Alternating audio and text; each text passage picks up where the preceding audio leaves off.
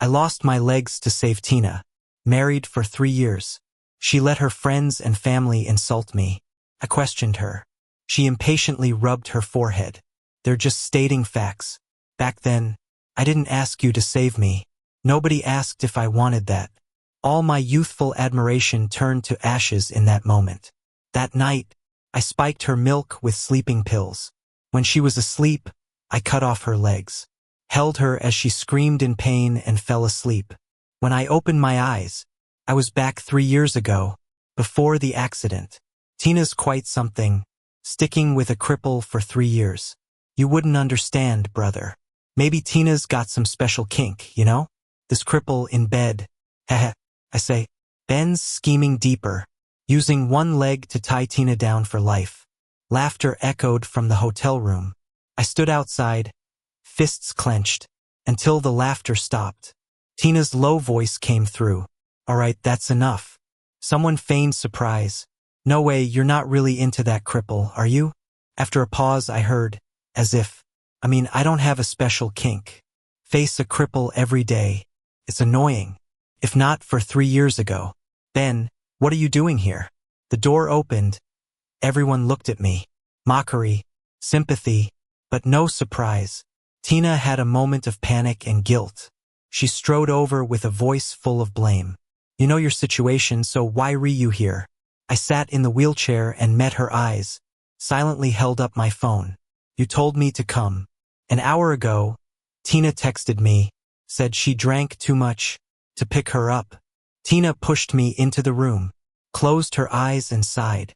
Are you satisfied? The guy who mocked me raised his hand with a smirk. Sorry, Ben. We were just joking. Wanted to see how much you cared for Tina. He said they used her phone to send the text, just to prove I loved her. Their condescension was clear. I looked blankly at Tina, who seemed to have known all along. I didn't think you'd actually show up. She read my mind, helplessly rubbed her forehead. You two think about it. Even if I drink too much, a driver, friend, anyone could take me home. What can you do? I followed her eyes to my legs. What could I do? Probably just rush out in my wheelchair after getting the text. Bother the driver to lift me into the car. Now thinking back, I was really foolish, rushing to become a joke in their eyes. Since nothing's wrong, I'm leaving. I lowered my head, wheeling out of there. Someone stretched their leg to block me. Ben, don't leave so soon. Come have a drink. They handed me a drink, but I'm allergic to alcohol. I looked at Tina again. She chose silence. Facing all those watching eyes, I silently took the drink. Aha, that's Ben for you. Whoa! Someone gasped because I had thrown the drink in their face. What are you doing? I set the wheelchair to electric mode, mercilessly rolled over that blocking foot. Behind me were voices cursing me. I ignored them, graciously closed the room door behind me. Tina caught up, scolding endlessly. Ben, don't overdo it. They're my friends. She reached to grab me, but I blocked her. They're your friends, and I'm your husband. You protect friends, but ignore when your husband is insulted. Tina pursed her lips. That was her guilty conscience she was refusing to admit. I suddenly felt pointless, wheeled towards the front door. Until I reached the door, she caught up again. They are blunt, but what they said is the truth. Tina squeezed out words I didn't like to hear. I rubbed my wet eyes, kept my voice calm. Let's divorce. Tina froze. Rejected. No way. I can't divorce you. I looked at her puzzled. Why? I heard it myself. Clearly she doesn't like me. I used to let myself believe, despite her friends being unaccepting, she loved me, and that was enough. Hearing those words today, I realized how ridiculous I was. The night's chill was biting. Tina took off her jacket and put it on my lap.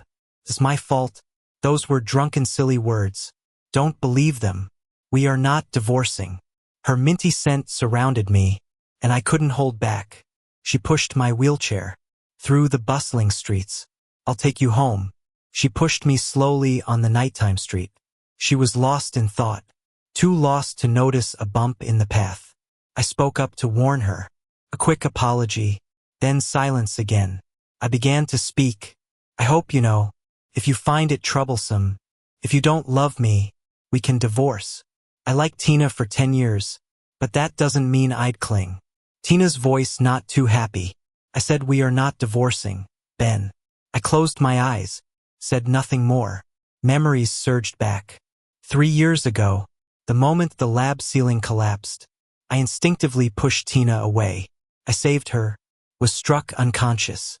That day, I planned to confess to her, an answer for 7 years of secret love. When I woke from the coma, Tina's red eyes came into view. Ben, are you insane? Why interfere in things that aren't your business?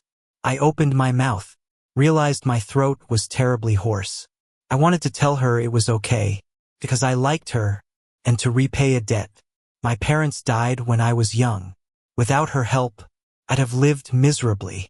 I tried to get out of bed for water, only then realized my legs were numb. Guilt deepened in Tina's eyes. She took my hand. I'll be your legs. Ben, let's marry. I admit that moment, I was overwhelmed with happiness. Okay, Tina.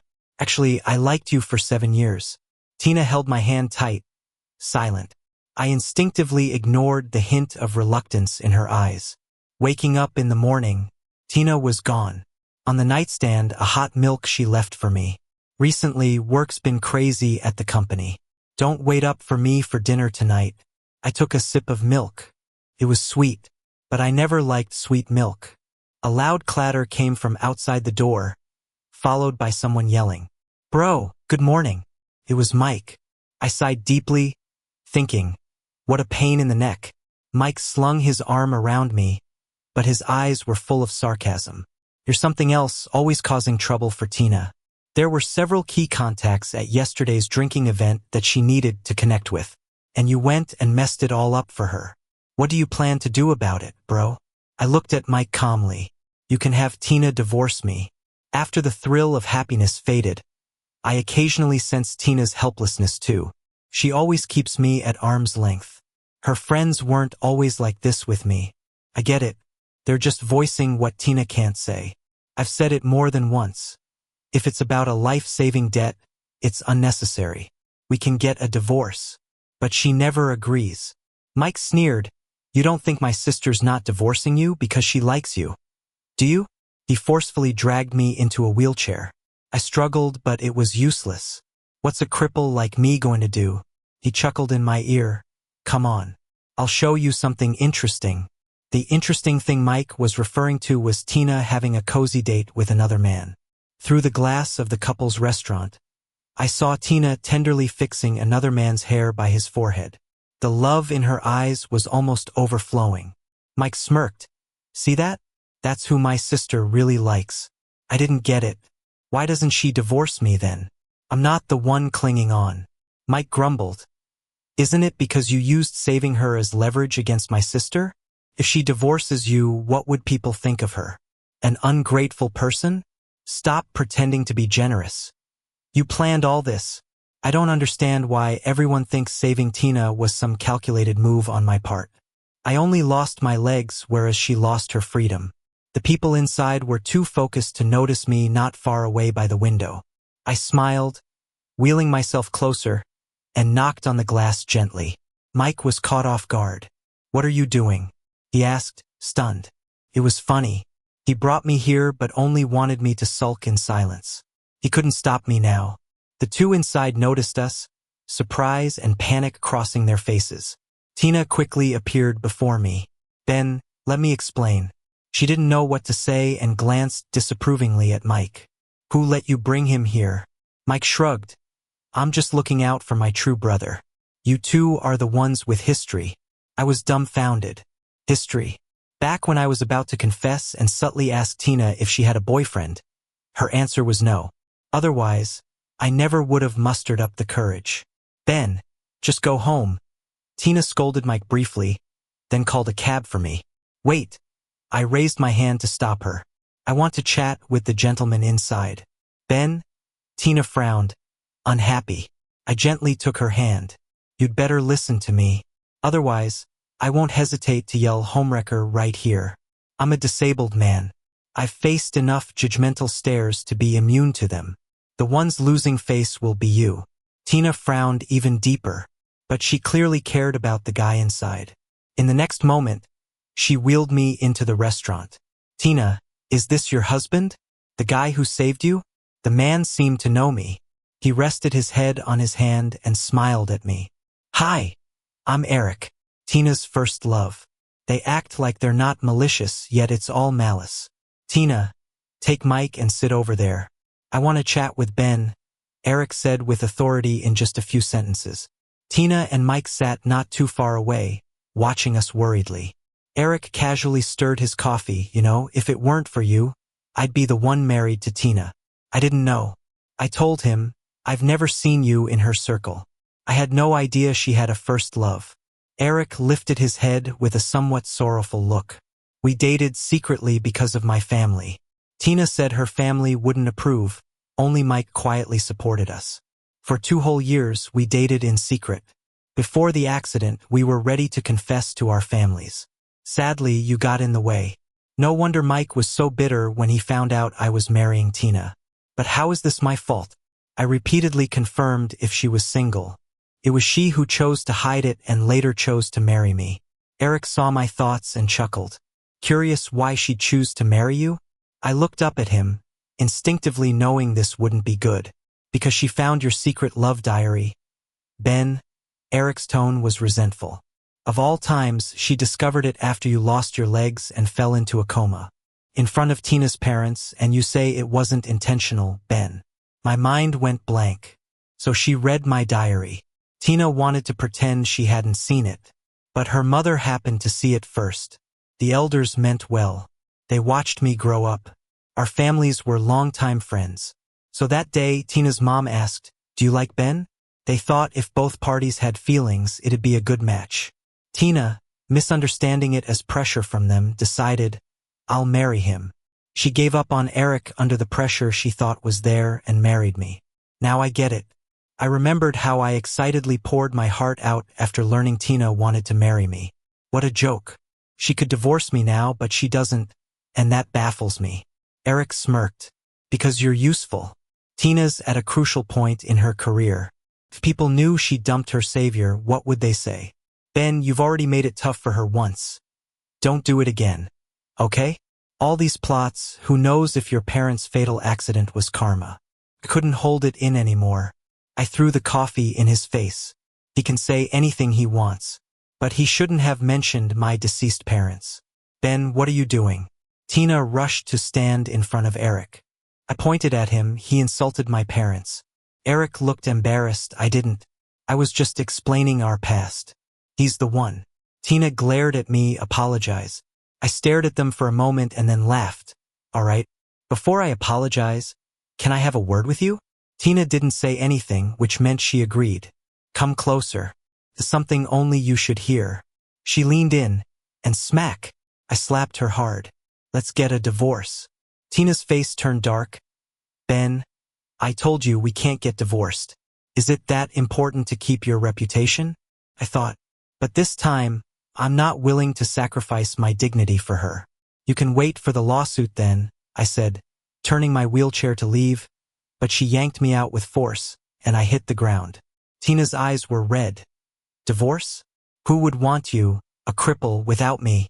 I was stunned. I couldn't believe she said that. Wasn't I crippled because of her? Tina was furious. Yes, you saved me, and I owe you. Didn't you think it brought pressure on me? You want a medal for it? I would rather be the one disabled. Can you imagine the pressure of owing you my life? She was frustrated, oblivious to the pressure she felt after the accident. I'd rather you hadn't saved me.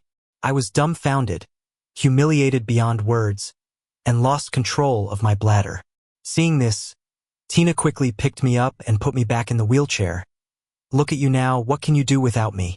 Her disdain was obvious as she covered me with her coat. I'll take you back. Think it over. Tina called a taxi, and the driver was a chubby middle-aged guy. She gave him a little extra tip to push me home after the ride. He sensed I was in a bad mood and gave me a hang-in-there gesture before leaving, saying, Bro, there's always hope in life. He probably thought I'd kill myself. But I wouldn't. Not after the text I received from a stranger half an hour ago. It was a screenshot of a chat. Tina, Ben is dead set on divorcing you. Your loving wife act won't work anymore. But hey, if one road's blocked, find another. Remember Lily? She loves playing with disabled guys. Ben fits, right? Once he's divorcing you, use this chance to accuse him of cheating. That way, you won't be the villain who abandoned her savior. There was more, and Tina's reply of okay shattered my hope. Ruthless. She blamed me for saving her, yet she milked my last ounce of value. I don't know who sent it, but I owe them thanks. Ben, I'm back. Tina returned, reeking of alcohol. She teetered and crouched before me. Sorry, I was wrong today. Can we not divorce? I looked at her calmly and smiled gently. Sure. Really? I nodded, offering her a cup of hot milk. I was wrong too. Drink this milk, sober up. I booked tickets to the Maldives for tomorrow. Let's travel. Okay? Tina panicked, then hesitated. Tomorrow? We'll talk about it then. Okay. I smiled, pushing the milk toward her. The pills worked fast. Tina passed out as I expected. Took me 2 hours to hack her legs off with all the trouble of not walking. She woke up screaming mid-process, forcing me to gag her with a towel. She shook her head. Sure, I'm not going to kill you. Just taking your legs. You never valued them anyway. She whimpered, probably begging. I slapped the chat screenshot on her face. She quieted down, lost to pain and desperation. By dawn, I finally cut off her legs. The knife wasn't sharp anymore. Tina fainted and woke several times. I removed the towel from her mouth once I was done. She barely had any strength left. Enough. I stuffed it back. I wasn't in the mood for more talk. My epiphany came too late. My life was ruined when I lost my legs. If she wanted to destroy me completely, I'd destroy her first. I lit a coal fire in the room, cradling the whimpering Tina to sleep. It was satisfying. Taking a monstrous human off the earth was a kind of redemption for me. I didn't expect to wake up again. That familiar tingle in my legs made my eyes widen. I'm reborn, back before the accident. I jumped up, scaring the guys in the lab. Hey, you okay? I looked at my legs, mumbled a few words, realizing I'm back in my second year of grad school. I chose Tina's major to be with her, tried all ways to join her group. But the accident made me quit. Feeling the power in my legs made me tremble with excitement. It was May 8th, 1:27 p.m., 10 minutes before the ceiling collapsed. I used to push Tina away, saving her at the expense of being crushed. Ben, what's wrong? A big hand touched my forehead. It was Tina. Got a fever? Want me to get you excused? I instinctively backed away from her hand, and she looked hurt. Our weird exchange caught others' attention. Lovers' quarrel? I usually chased Tina, who neither accepted nor rejected outright, so everyone joked we were a couple. No, she has a boyfriend. We're nothing. I quickly denied it. Tina is bad luck to me in this life. Tina looked a bit startled this time, hearing about her secret boyfriend. She whispered, lowering her voice. Then, is there some misunderstanding between us? I looked at her and suddenly realized what was off between us. Tina had a boyfriend at the time, but she still acted all flirty with me. Even when I called her out, she wouldn't admit it. She wanted an exciting fling without letting go of the way I treated her. Turns out the person I once liked was no good from the start. Watch out. A shout interrupted my thoughts. The ceiling started falling apart, like in a past life. Tina just happened to be standing right under it. I was just on the edge of the falling debris area. Last time, I pushed Tina out of harm's way. This time, I ran to safety. Ben, Tina called out, incredulous. The next moment, the ceiling came crashing down. Tina screamed and then passed out. Out of moral obligation, I called 911 for her. The doctor said Tina's legs were done for. She'd be in a wheelchair from then on. I barely held in my laughter. Ben, why didn't you save me? Tina groaned, her voice hoarse and filled with tears. Like I was the bad guy. You could have pushed me away. I tilted my head. Tina, quit pretending. I know you're back too. Before we got married, Tina never called me like that. And just now, she asked why I didn't save her. Caught. Embarrassment spread across Tina's face. She wanted the moral high ground to guilt-trip me. I sat beside her, gently tapping her leg. Tina, your legs are gone. Remember what you told me before? You said I begged you to save me. Did anyone ask if I wanted it? I'd have rather it been me. I smiled at her. But you didn't want that, did you? Congrats on getting what you wanted. You don't have to feel guilty for me anymore. You've only lost your legs, but you're free of unnecessary burdens. Tina sat there stunned, her face a chaotic mix of emotions. Ben, how didn't I see you were a psycho before? Can't you tell what's just talk? She looked just like she did before when she shamelessly claimed she didn't need saving. If I save her, she blames me. I don't save her. She still blames me. I was furious and slapped her. You know I'm crazy, and yet you still talk back. Want to lose another leg? At my words, Tina flinched. So much had happened in quick succession. She almost forgot how she met her end last time. Am I mad? I've always hated guys like you. At least this time, there's no forced connection. She struggled to regain her pride. 10 minutes later, Mike hurried in, looking exhausted. Tina's dad was out of town on business and couldn't come back. Poor guy had to deal with this news alone. Don't be too upset. At least she's still alive. I gave a token consolation. In the past life, he wasn't bad to me, but not overly good either. He treated me like a son before the wedding, but after, his sympathy couldn't withstand time and Tina's endless complaints. So when her cousin bullied me, he just looked the other way. Ben, keep your cool, Tina anxiously warned, not wanting her dad to worry. But now she couldn't even turn over on her own.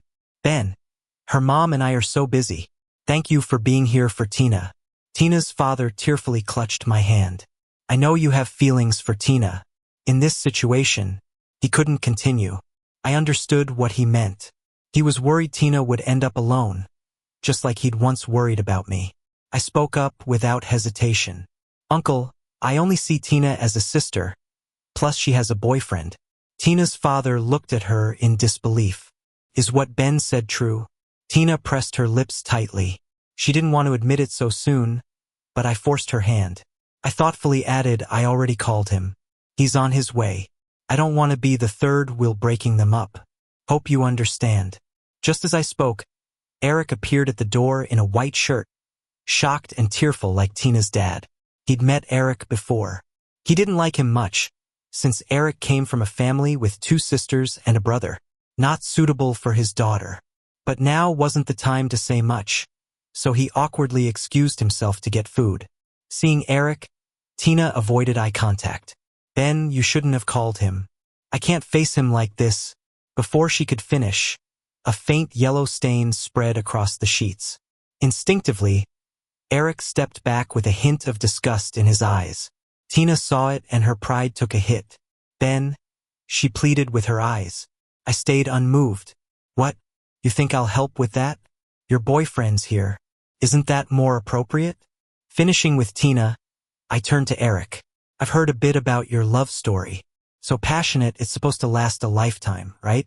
If that's the case, you should start learning to care for someone who's disabled. Under my pressure and moral lecturing, Eric reluctantly helped Tina to the bathroom and shut the door hard. I didn't miss the look of resentment on his face and I grinned inwardly. Last time, it was me who met with misfortune. They got to bask in their unattainable noble love. But separated by circumstance, can they hold strong against real-life pressures? After telling Tina's dad a few things, I left. She had her dad and a boyfriend. No need for me to hang around. I went back to my normal life, attending classes as usual. I could walk freely, run freely, and the feeling of long-lost freedom was intoxicating. I heard Tina's not giving up. Every day I'm doing rehab exercises. Sadly, nothing's improving. Tina's dad hits me up every now and then. Between the lines, you can feel his disappointment with Eric. Basically, he's saying Eric isn't as good at taking care of Tina as I am. Even Tina wants to reach out to me, but I've blocked her contact. 3 months later, I was out eating with some buddies from the same group and ran into Tina and them. Eric was pushing Tina toward us, and neither of them looked happy. Eric was busy scolding Tina and hadn't noticed me. "What are you doing here, useless? Trying to embarrass yourself?" He spat. His tone was such a stark contrast to the sweet guy he used to be. But I don't blame him for snapping. I did a bit of digging. Turns out, all that lovey-dovey stuff from Tina was just part of Eric's plan. He came from a rough family and was looking for a well-off woman who wasn't too smart to change his fate. Tina was the perfect match. Back then I blocked him. In this life, though, she was the one being looked down upon, turning red with anger. "I'm useless? Then what am I supposed to know what you and your friends say about me?" Tina said, her face flushed with anger. Eric sneered. "They called you useless, a woman who's good for nothing. Are they wrong? Look at yourself. You can't even go to the bathroom without my help. What can you do? If it wasn't to escape that family, who'd want to be with someone like you?" Tina trembled. "What did you just say?" Eric ignored her seething gaze. "Had I known taking care of such a useless person was this much of a hassle, I would have picked someone else," he said. Tina yelled, "Divorce? Before we actually have a wedding?" So they were already married. I guess Mike was aware of his sister's situation and hadn't given them much of a choice. Eric coldly shoved her. "Divorce? You think I don't want to? Serving you for 3 months is making me sick.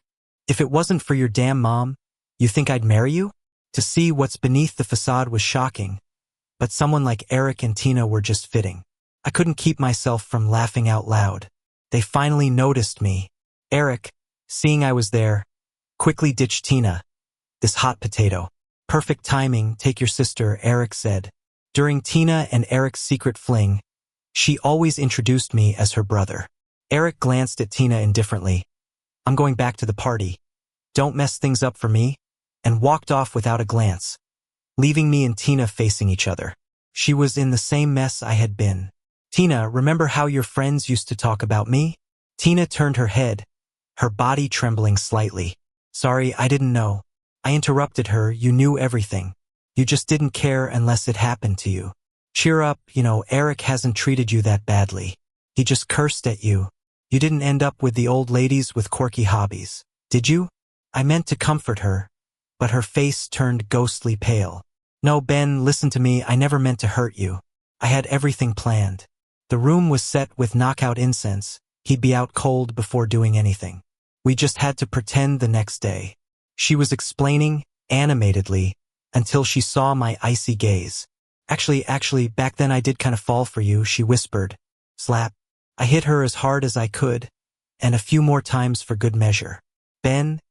Tina shrieked in anger, but she couldn't fight back. Holding back my fury.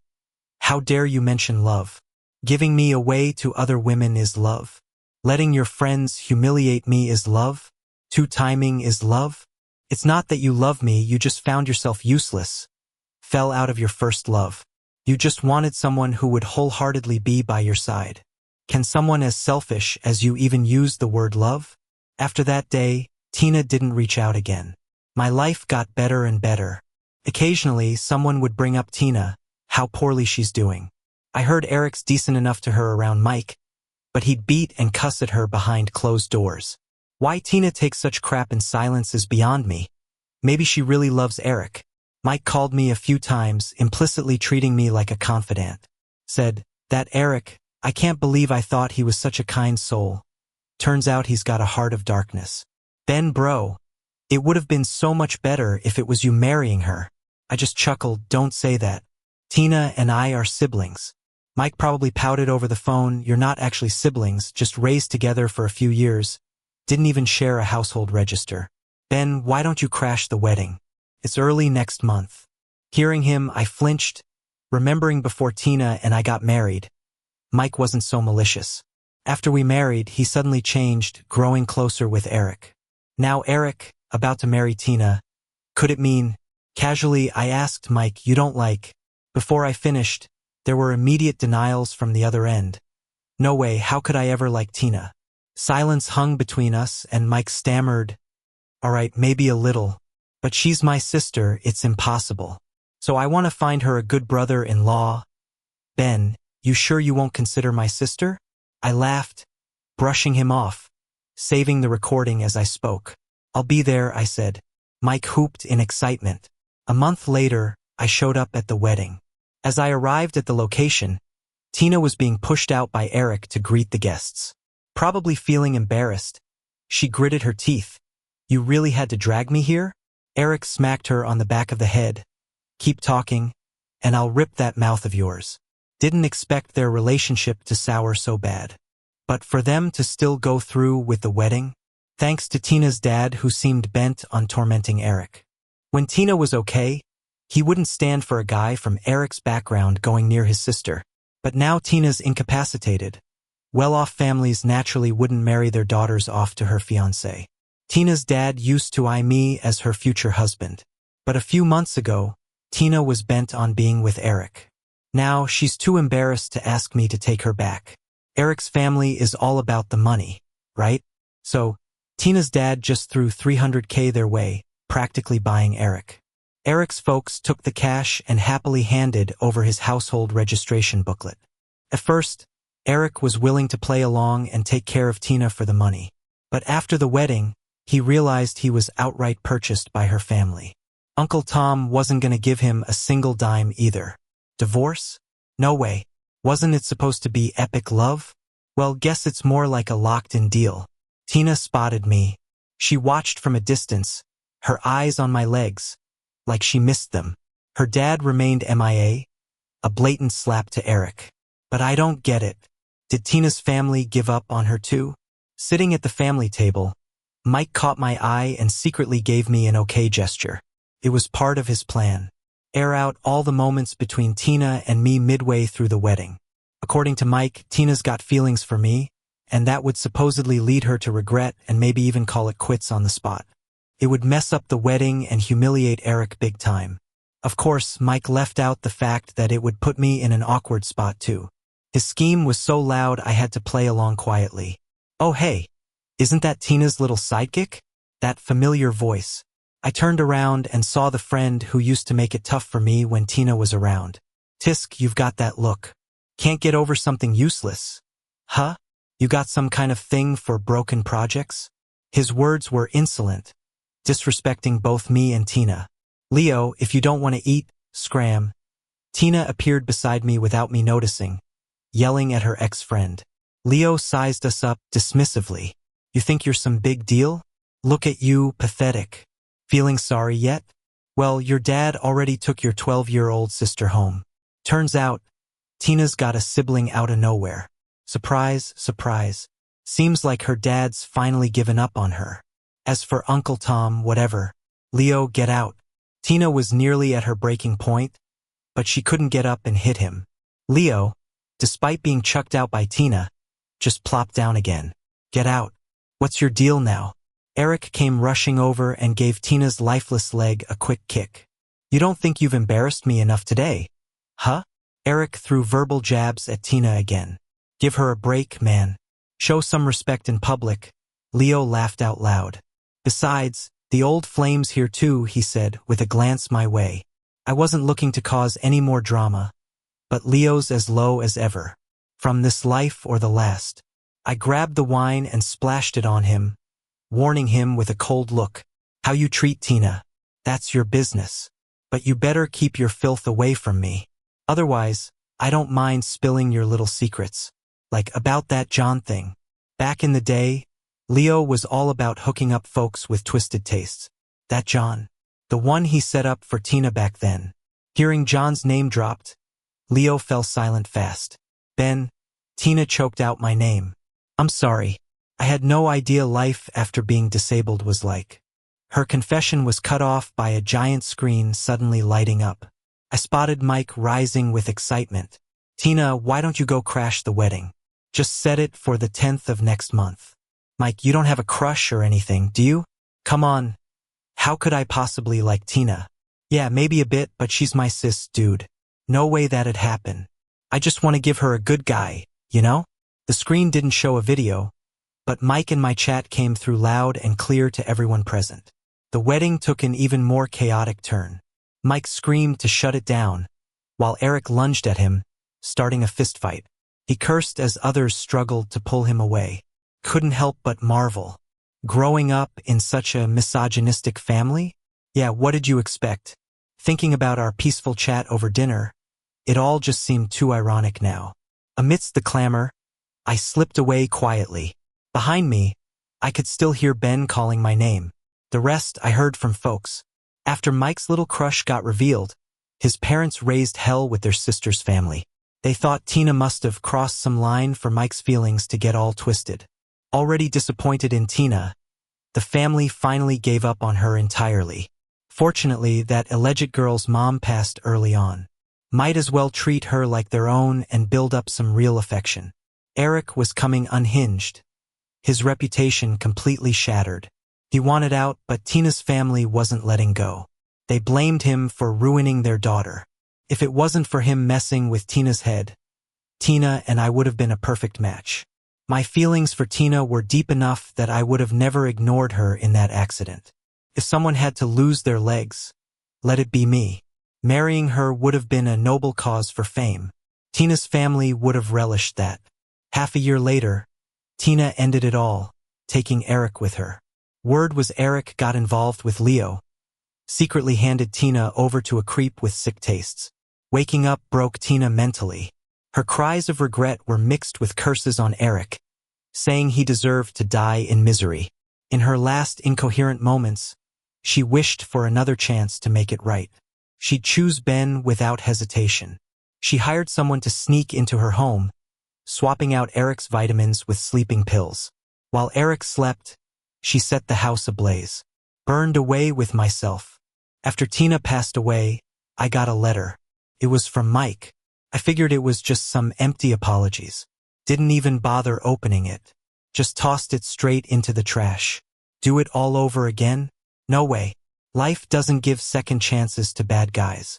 Even if it did, no matter how many times it repeats, I wouldn't budge for her again. I have clear goals in my life. I'm only focused on becoming a better version of myself.